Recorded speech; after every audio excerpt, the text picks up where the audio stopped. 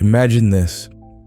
Every cell in your body holds a roadmap, a detailed record of your ancestors' journeys across continents and through time. This map isn't written in ink.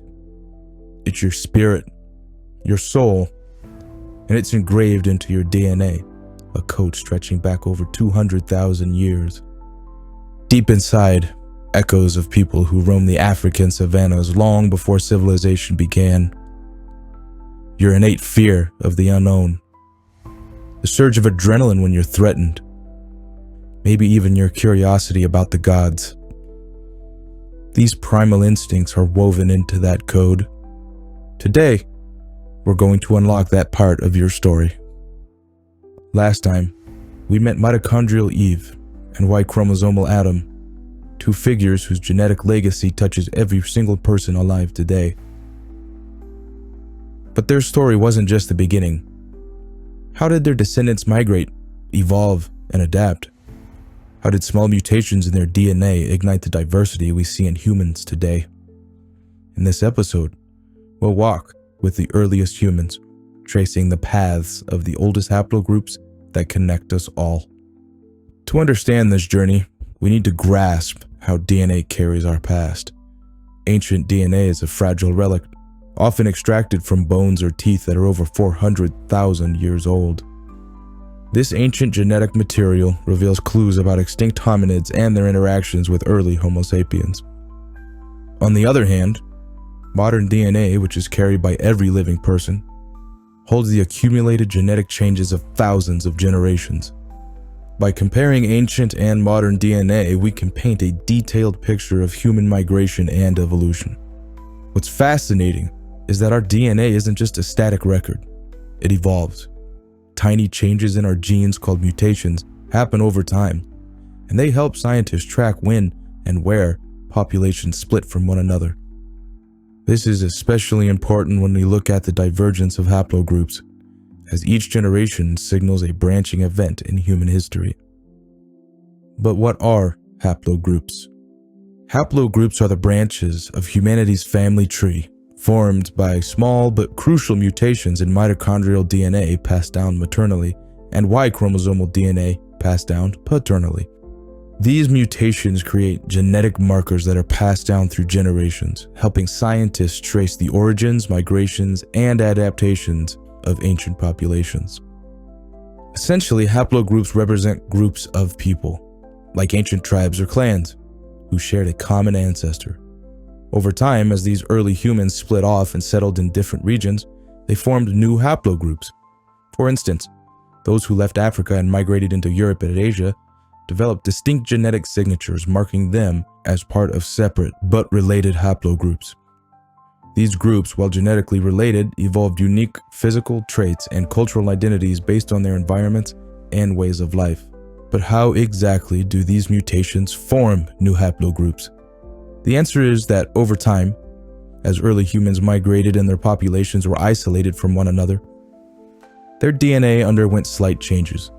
These changes, some as small as a single nucleotide, are like timestamps, marking the moment when one group of humans became genetically distinct from another.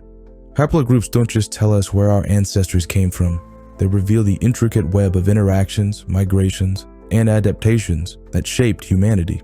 Take, for example, the Neanderthal DNA still present in many of us today. With early Homo sapiens migrating out of Africa and into Europe, they met and interbred with Neanderthals. As a result, about 1 to 2% of non-African DNA comes from Neanderthals. This interbreeding didn't just add diversity to our genomes, it helped us adapt to new environments, from our immune systems to our skin's ability to cope with colder climates. Interestingly, these interactions between Homo sapiens and other hominids weren't limited to Neanderthals. Some modern populations, especially in Asia, also carry DNA from the Denisovans, another ancient hominid species. This shows that early humans weren't just solitary beings. They were part of a broader ecosystem of human-like species, constantly interacting and adapting. Now, let's talk about one of the most ancient genetic lineages we've uncovered. Haplogroup L0.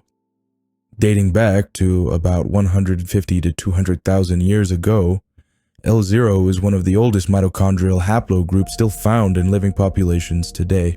You can find it in the San people of southern Africa, who are living connections to some of the earliest anatomically modern humans. It's incredible to think that their DNA is a direct link to a time before civilizations, before nations, a time when survival meant mastering the land around you. While mitochondrial DNA tells us the story of maternal ancestry, Y chromosomal haplogroups track paternal lineage. The oldest Y chromosomal haplogroup is A00, which was discovered in the Imbo people of Cameroon. This lineage dates back a staggering 275,000 years, making it one of the most ancient male lineages ever found. How exactly do we classify these haplogroups? It's all about the small but significant mutations in our DNA. For mitochondrial DNA, it's changes in specific mitochondrial genes, and for Y chromosomal DNA, it's mutations in the Y chromosome. Each mutation is a new chapter in the story of human evolution, creating a new branch in the genetic tree. These mutations mark key moments in human history, times when populations split, migrated, and adapted to new challenges. Now, what distinguishes one haplogroup from another? It's essentially a matter of timing. The more recent the mutation, the closer it is to its modern populations. As we trace these early haplogroups, it becomes clear that they aren't just markers of our past. They're keys to understanding how human beings have adapted to countless environments over millennia. Whether it's surviving in the deserts of Africa or the cold reaches of Eurasia, our DNA holds a record of the challenges our ancestors faced and overcame. Each haplogroup represents the survival of an entire group of people who not only migrated but also thrived under extraordinary conditions, passing down the knowledge and adaptations that we still carry with us today. We've only just begun to unravel this story. Haplogroups like L0 and A00 offer us a glimpse into the distant past, but the real adventure lies in understanding how these ancient groups spread across the globe. What does their story tell us about our own? And how did these haplogroups give rise to the astonishing diversity of the human race today? As we close today's chapter, I'll leave you with a question. Have you ever wondered about your own haplogroup? Could you be part of the ancient L0 lineage or carry the markers of A00? If you've been fascinated by this journey into the past, be sure to join us in the next episode as we dive deeper into the migrations that shaped modern humanity. And don't forget to like, subscribe, and share your own ancestral story in the comments below, because together we're piecing together the incredible story of where we all came from.